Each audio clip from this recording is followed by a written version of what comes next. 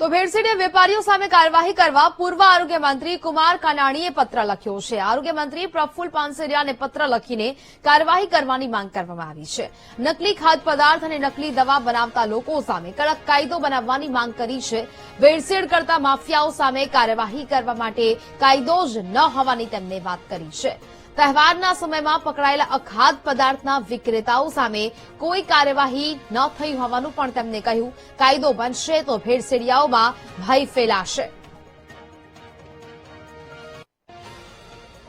સુરત સહિત ગુજરાતમાં છેલ્લા ઘણા દિવસોથી જોવા મળ્યું છે ખાદ્ય પદાર્થો હોય કે નકલી દવાઓ હોય જે લોકોના આરોગ્ય સાથે ચેડા થતી હોય તે પ્રકારે નકલી બની રહ્યું છે અને તેને જ લઈને ફરી એક વખત પૂર્વ આરોગ્ય મંત્રી જે કુમારભાઈ કાનાણી છે, વરાછાના ધારાસભ્ય છે, તેમને આરોગ્ય મંત્રીને પત્ર લખ્યો છે, નવા આરોગ્ય મંત્રીને પત્ર લખ્યો છે અને આમાં કડક કાયદો બનાવવાની વાત કરી છે. આપણી સાથે કુમારભાઈ કાનાણી જોડાયા છે, તેમની સાથે વાત કરીશું. કુમારભાઈ, પ્રફુલ્લભાઈ જે નવા આરોગ્ય મંત્રી તરીકે ચાર્જ સંભાળે છે, તેમને એક જવાબદારી સંભાળતાની સાથે એક મહત્વની ભૂમિકા સાથેનો પત્ર લખ્યો છે. કઈ રીતે, શું કહેશો?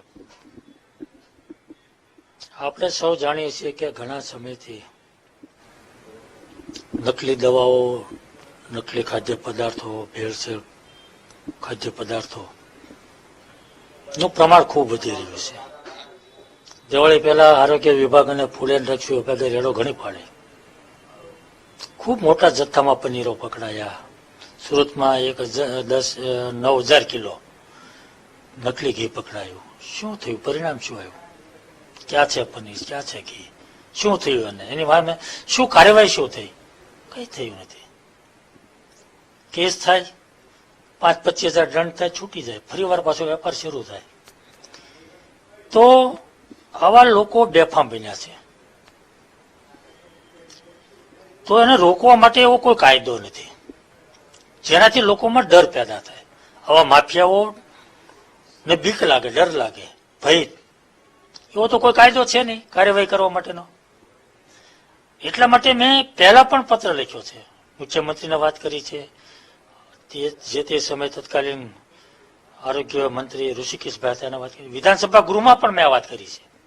વિધાનસભામાં પણ બોલ્યો છું કે આનો કડક કાયદો હોવો જોઈએ. પણ કાયદો એવો કાયદો બન્યો નથી. એટલા માટે મેં આરોગ્ય મંત્રીને ફરી વાર યાદ અપાયું છે.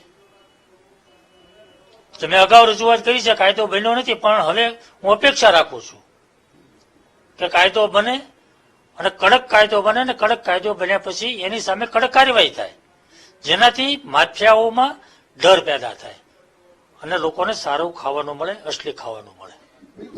કુમારભાઈ, એક વાત એ પણ છે કે આજથી ગત ટર્મના પહેલા આપણે એક આરોગ્ય મંત્રી તરીકે હતા, એ સમયે આ મુદ્દો કઈ રીતે રહેતો હતો અને અત્યારે કેટલો પીક ઓવર પર છે કે જે જરૂરી બની ચૂક્યું છે કે કાયદો બનવો જોઈએ? હું જયારે મંત્રી હતો ત્યારે પણ આ પ્રશ્ન હતો જ, પરંતુ મારી એક મર્યાદા હતી. હું રાજ્ય કક્ષાનો મંત્રી હતો, મારી પાસે કોઈ એવો પાવર નહોતો. મારી ઉપર કેબિનેટ મંત્રી નીતિનભાઈ પટેલ હતા. આપણે સૌ જાણીએ છીએ નીતિનભાઈ પટેલના સ્વભાવ, કામ કરવાની પદ્ધતિ. મેં એની સાથે આ વાતના કાયદા માટે પ્રયાસો પણ કરેલા. નંબર 1 કે હું 4 વર્ષ મંત્રી રહ્યો, રાજ્ય કક્ષાનો મંત્રી હતો, કોઈ પાવર નહોતો, છતાં એ કામ કરવાનો મેં પ્રયાસ કર્યો છે. પણ 4 વર્ષની અંદર 3 વર્ષ કોરોનામાં ગયો. 4 વર્ષ મંત્રી રહ્યો, 3 વર્ષ મારા કોરોનામાં ગયા.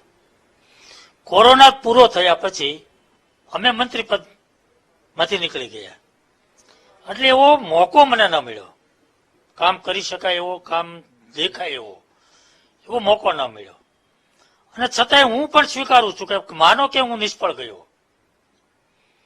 નિષ્ફળ ગયો એટલે તો હું મંત્રી પદમાંથી ગયો એવું આપણે સમજી લઈએ. પરંતુ